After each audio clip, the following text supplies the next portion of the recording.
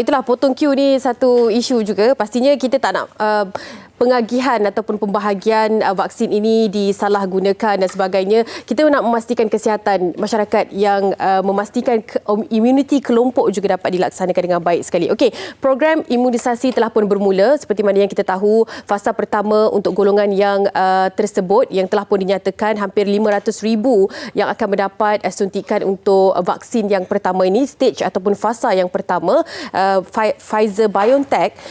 Kita ingin mengetahui bagaimana prosedur yang seterusnya dan apakah status terkini dari sudut penyimpanan dan juga pengagihan yang seterusnya akan dilakukan. Jadi untuk itu kita bersama dengan Puan Sofhatun Nur Subhi, Pegawai Farmasi, Bahagian Amalan dan Perkembangan Farmasi Kementerian Kesihatan Malaysia. Assalamualaikum Puan Sof. Assalamualaikum. Sihatlah ya? Sihat. Alhamdulillah. Terima kasih bersama dengan kami di MHI. Hari ini nak berkongsi dengan kita tentang status terkini lah, boleh dikatakan tentang program imunisasi yang telah pun bermula. Mungkin sedikit secara ringkasnya boleh dikongsikan bagaimana status terkini, perkembangan yang perlu kita tahu. Silakan. Okey, baik. Kementerian Kesihatan Malaysia, kita telah membuat satu perancangan yang rapilah dan holistik mengenai program vaksinasi ini yang mana telah pun diperjelaskan melalui program imunisasi COVID-19 kebangsaan yang kita tahu telah pun dilancarkan oleh Yang Berhormat Perdana Menteri kita. Baik. Dan program imunisasi ini adalah di bawah Jawatan Kuasa Khas Jaminan Akses Bekalan Vaksin COVID-19 iaitu JKJAF. Jadi secara berperingkat kita tahu pemberian vaksin ini pengagihannya adalah sebanyak 3 fasa. Seperti yang Anim sebut tadi, fasa pertama melibatkan golongan petugas barisan hadapan yang seramai 500,000 orang yang kita anggarkan terlibat dalam fasa pertama ini, maksudnya daripada peringkat perkhidmatan, essential service dan juga pertahanan kerajaan dan juga swasta. Dan seterusnya fasa kedua melibatkan mereka daripada golongan warga emas, orang kelainan upaya, mereka yang daripada individu yang berisiko tinggi dan juga yang mengidap penyakit kronik seperti diabetes contohnya. Dan fasa ketiga barulah mereka yang telah mendaftar tadi ni. So kalau Anim dah daftar? Dah daftar dah? Okey, bagus. Pendaftaran itu bermula bila kita dah daftar. Mungkin ada yang masih lagi keliru tentang bagaimana mereka nak klasifikasikan kita sebagai golongan sekian, sekian dan sekian. Adakah itu segalanya kerana data yang dimuat naik dalam aplikasi MySejahtera?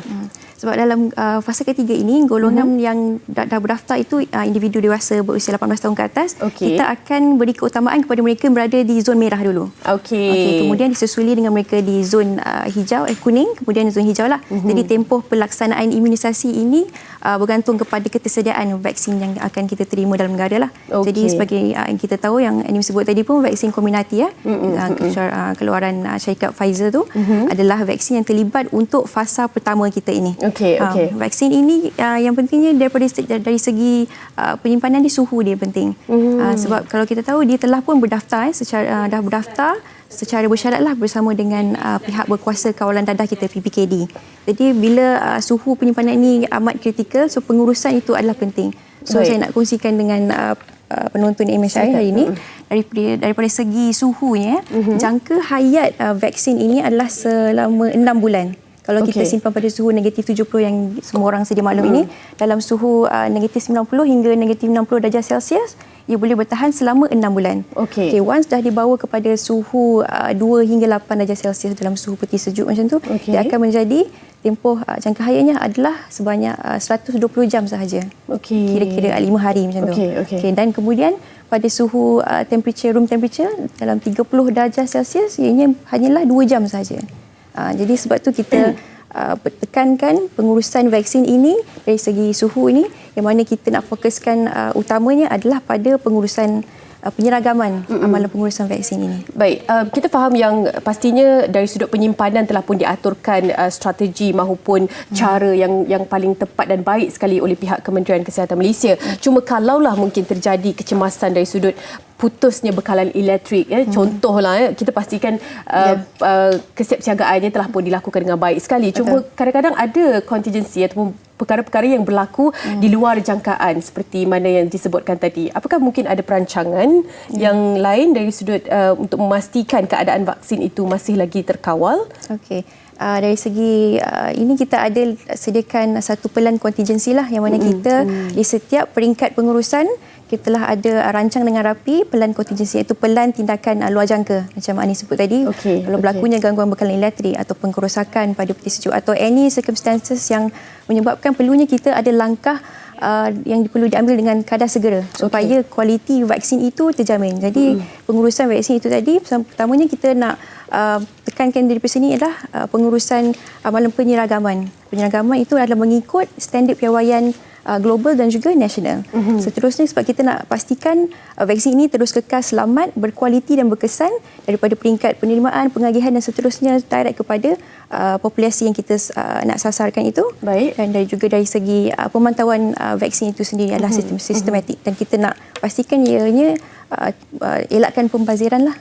Sebab vaksin ini kalau once kita nak tahu, kita untuk pengetahuan semua, once dia masuk di pintu masuk negara, mekanisme agihan vaksin ini adalah bermula daripada pergerakan vaksin itu daripada pusat simpanan vaksin PSV kepada pusat pemberian vaksin PPV.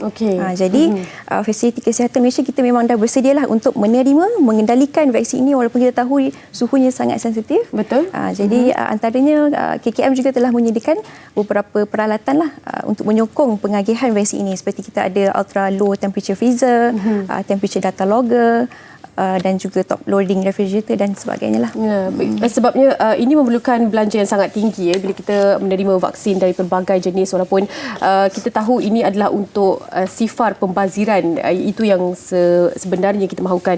Untuk kita tahu yang fasa berbeza ini akan menerima vaksin yang pelbagai jenis lah. Kalau mungkin fasa pertama ini kita akan menerima Pfizer BioNTech, selepas ini akan menerima jenis yang lain. Adakah dari sudut penyimpanan dan juga penjagaan vaksin ini tertakluk kepada semua jenis vaksin yang sama? Kita akan mengikut kepada jenis vaksin yang diterima. Jenis vaksin itu ada kriterianya sendiri, jadi suhu penyimpanan pun bergantung kepada apa yang telah ditetapkan oleh syarikat pengeluar itulah. Jadi kita bergantung pada jenis-jenis vaksin yang akan diterima akan datang.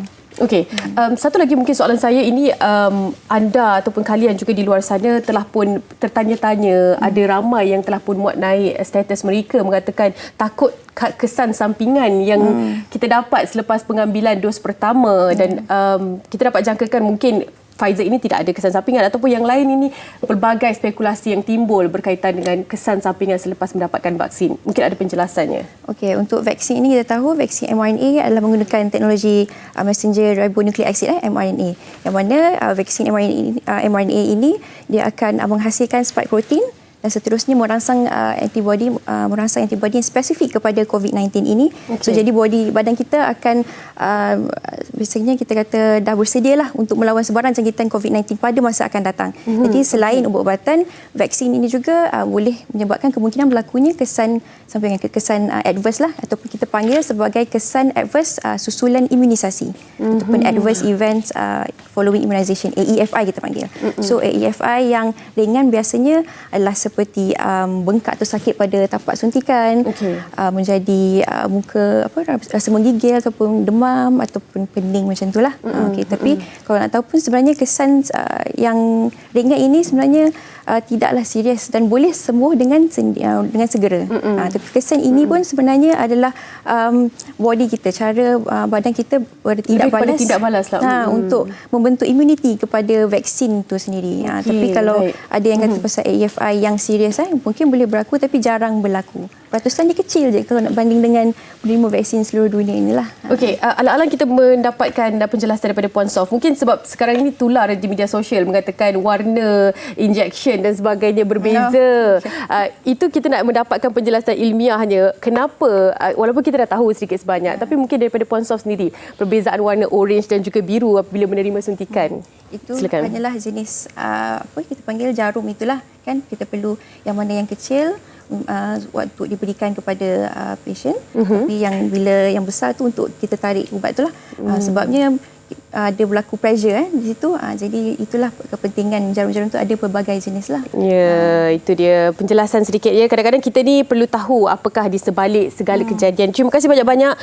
Cukup padat sekali pemberian ataupun penjelasan yang diberikan oleh Puan Sofhatun Nur Subhi, Pegawai Farmasi Bahagian Amalan dan Perkembangan Farmasi Kementerian Kesihatan Malaysia. Kita harapkan perkongsian hari ini dapat dijadikan sebagai salah satu rujukan kita. Selepas ini kita akan mendapatkan vaksin mengikut kepada pengagihannya, mengikut kepada fasa dan sebagainya. Yang penting, jangan lupa untuk daftarkan diri anda dalam aplikasi MySejahtera untuk kita tahu kategori yang mana kita akan didahulukan mengikut kepada zon merah, hijau, kuning dan sebagainya. Okey, segala informasi kalau anda dapat ada masa sedikit boleh saksikan di MySejahtera. Segala informasi sebenarnya telah pun dimuatkan sedikit sebanyak di dalam aplikasi tersebut. Terima kasih sekali lagi Puan Sof. Kita ingin berehat seketika.